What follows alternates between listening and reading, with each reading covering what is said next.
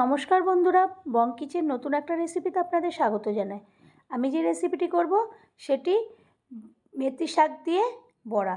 তার জন্য আমি এই রেসিপিটা কিভাবে করলাম শেষ পর্যন্ত না দেখলে একদমই বুঝবেন না। আমি মেথি শাকগুলোকে পরিষ্কার করে যেগুলো এক্সট্রা পাতা ছিল সেইগুলোকে ফেলে তারপরে যা যা উপকরণ নিয়েছি আমি দেখাচ্ছি। এরপরে ওই মেথি শাকের মধ্যে আমি দিয়ে দেব 1 বাটি চালের গুঁড়ো, 1 বাটির থেকে একটু অল্প বেসন, তারপরে দিয়ে দেব হলুদের গুঁড়ো, লঙ্কার গুঁড়ো, লবণ আর চিনি, তারপরে কিছুটা কুচানো লঙ্কা, তারপরে দিয়ে দেব পেঁয়াজ।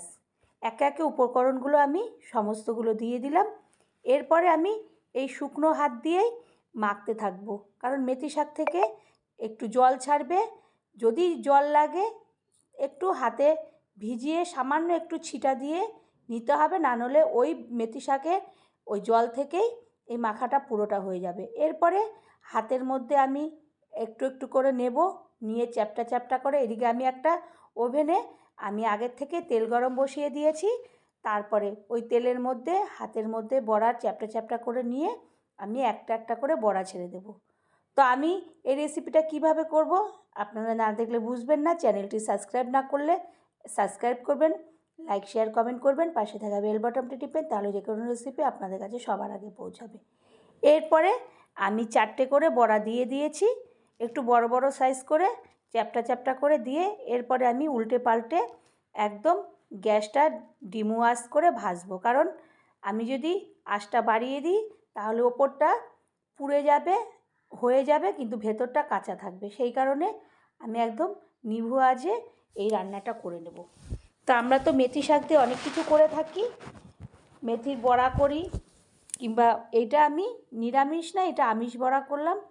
মেথি শাকের পরোটা করে, শাক করে, আমরাও তাই করি, কিন্তু এইরকম একটা বড়া করে নেবেন, দেখবেন আপনি পুরো ভাতটাই এই বড়া দিয়ে খেয়ে নিতে পারবেন। তো তারপরে আমি একটা একটা করে বড়া সমস্ত কটা এইভাবে তেল ছেঁকে তুলে নেব।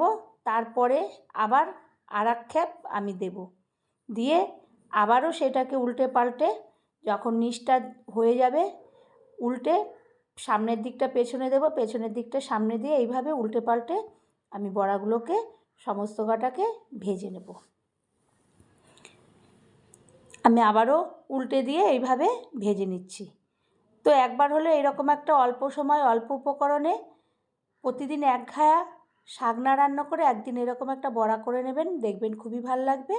এরপরে আমি আবারও যে কটা ছিল লাস্ট সেইগুলোকে ভেজে নিয়ে আমি একটু শুকনো লঙ্কা ভাজা দিয়ে এটাকে সার্ভ করব।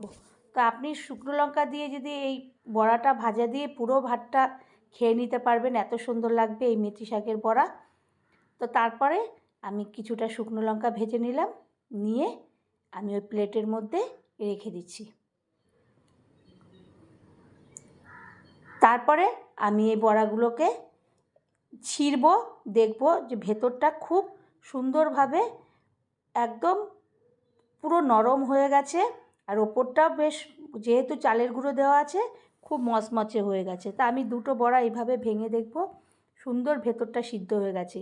যদি ভালো লাগে আবারও কোনো রেসিপিতে দেখা হবে। ধন্যবাদ।